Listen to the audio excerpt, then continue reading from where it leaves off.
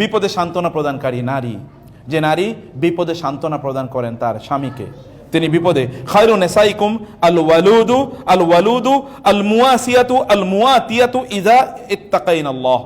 ভালো করে শুনুন, রাসূলুল্লাহ সাল্লাল্লাহু আলাইহি ওয়াসাল্লাম তিনি বলেছেন, ইমাম বাইহাকি এবং সহিহুল জামে হাদিসটি এসেছে, এবং হাদিসটি ইমাম আলবানী রাহিমাহুল্লাহ তিনি তার আস-সহিহাতে হাদিসটি উল্লেখ করেছেন, মানে আল আহাদিস আস-সহিহা, এখানে তিনি হাদিসটি উল্লেখ করেছেন। হাদিসটি কি? খায়রু নিসাইকুম, তোমাদের নারীদের মধ্যে শ্রেষ্ঠ তারাই যারা আল ওয়ালুদ, যারা অনেক বেশি সন্তান দেয়, এবং আল ওয়াদুদ, যারা স্বামীদেরকে অনেক বেশি ভালোবাসে, আল মুয়াসিয়াতু, যারা তাদের স্বামীদেরকে সান্ত্বনা প্রদান করে, আল মুয়াতিয়াতু, এবং যে সকল নারীরা তাদের স্বামীদের আনুগত্য করে, ইযা তাকাইনাল্লাহ।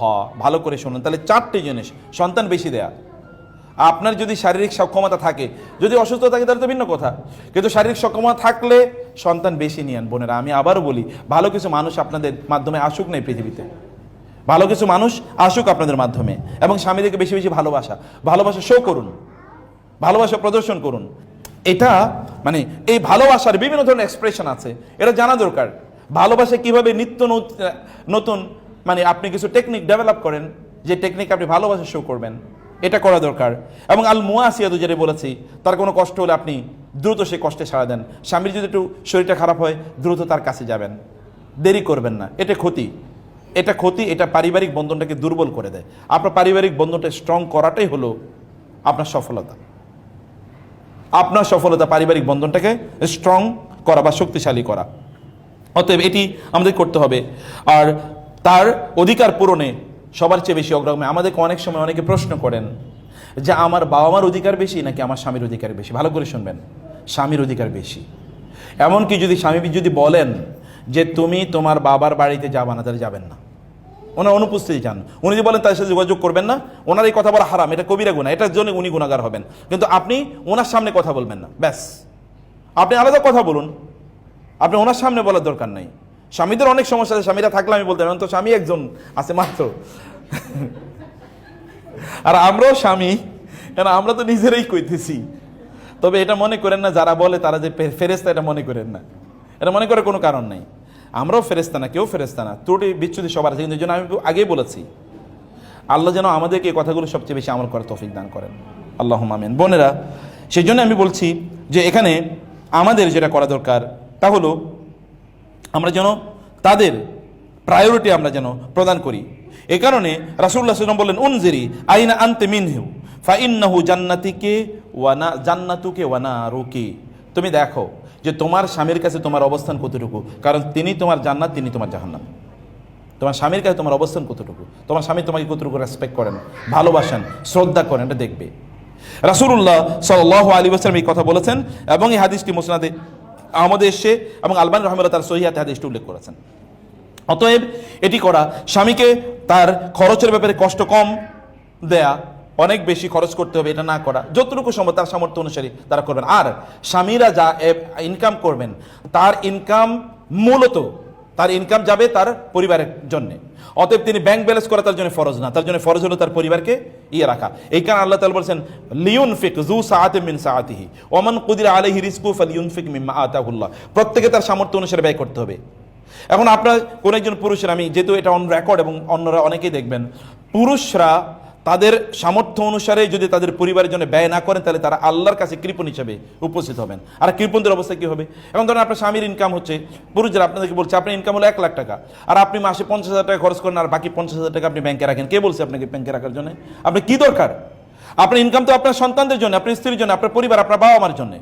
অতএব তাদের মেটানোর পর, খরচ তাদেরকে সুন্দরভাবে রাখার পর, প্রয়োজনগুলো মেটানোর পর যদি আপনার করার প্রয়োজন তাহলে করেন। কিন্তু আপনি ব্যাংকে রাখতেছেন কি জন্য? আপনি মরে যাওয়ার পর এরপরে কি হবে? আপনি মরে যাওয়ার পর এগুলো কোনো কাজে আর লাগবে না তখন। অতএব এদের প্রতি আপনার স্ত্রী, আপনার সন্তানদের মধ্যে ইনভেস্ট করুন, এটা রিয়েল ইনভেস্টমেন্ট, এর চেয়ে উত্তম কোনো ইনভেস্টমেন্ট একেবারে নাই। অতএব বোনেরা, আপনাদের জন্য এই পয়েন্টটা হলো তা হলো যে স্বামীদের প্রতি তাদের কোনো কিছু হলে তাদের প্রতি কৃতজ্ঞতা প্রদর্শন করা, তারা যাই করেছে এই জায়গায় কৃতজ্ঞ থাকা। আর এবং আপনি জানেন, আপনি যদি কৃতজ্ঞতা আদায় করেন তাহলে আল্লাহ তাআলা আপনার পরিবারে বরকত বাড়িয়ে দেবেন। লা ইন শাকারতুম লা আযীদান্নাকুম, তোমরা শুকর আদায় করলে আমি তোমাদের এই বরকতগুলো আরো অনেক অনেক বাড়িয়ে দেবো। আপনার স্বামীর ইনকাম বাড়বে যদি আপনি কৃতজ্ঞতা আদায় করেন। কৃতজ্ঞতা আল্লাহর আদায় করুন, স্বামীর কৃতজ্ঞতা আদায় করুন। মাল্লাম ইয়াশকুরিন নাস লাম ইয়াশকুরিল্লাহ। কেউ যদি মানুষের কৃতজ্ঞতা আদায় না করে তাহলে সে আল্লাহর কৃতজ্ঞতা কিভাবে আদায় করবে? আদায় করতে পারবে না, ওই দক্ষতা বা ওই যোগ্যতায় তার থাকবে না। তাদের কৃতজ্ঞতা আদায় করা খুবই গুরুত্বপূর্ণ, তাদেরকে সম্মান দেয়া, তাদেরকে কোনো অবস্থায় কষ্ট প্রদান না করা।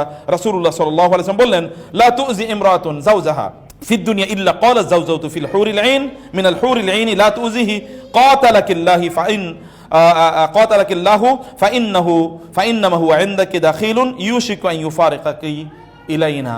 যখন কোনো নারী তার স্বামীকে যদি কষ্ট দেন, তাইলে জান্নাতের হুররা বলতে থাকেন, তোমাকে আল্লাহ ধ্বংস করে দিই, তুমি কেন ওই লোকটাকে কষ্ট দিচ্ছ, তুমি কেন ওই লোকটাকে কষ্ট দিচ্ছ।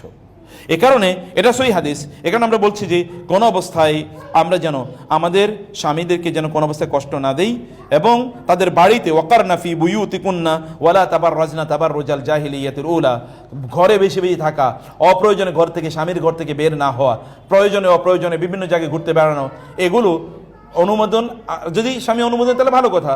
আদারওয়াইজ আপনি বেশি বেশি আপনার বাসায় থাকুন, এতে আপনার কল্যাণ অনেক বাড়বে, বরকত অনেক বাড়বে। আপনি তো সুখ চান, আপনার সুখ এতে অনেক অনেক বাড়বে। এবং স্বামীর গোপনীয় বিষয়গুলো, এগুলো কোনো জায়গায় মানে কোনো জায়গায় এগুলোকে শেয়ার না করা, এবং স্বামী সন্তানদের প্রতি প্রচণ্ড স্নেহশীলা থাকা, যেটা আমি আগেও বলেছিলাম। এই কাজগুলো আমাদের প্রচণ্ড গুরুত্বপূর্ণ, এগুলো আমাদের করা দরকার। আর যে কাজগুলো আমাদের করা হারাম বা নিষিদ্ধ, এরকম অসংখ্য মানে আমরা কিছু বদ চরিত্রের কথা আমরা বলেছিলাম, যেগুলো নারীদের মধ্যে থাকা রাসূলুল্লাহ সাল্লাল্লাহু আলাইহি ওয়াসাল্লাম নিষিদ্ধ করেছেন, সেগুলো যেন আমাদের মধ্যে না থাকে। This is important.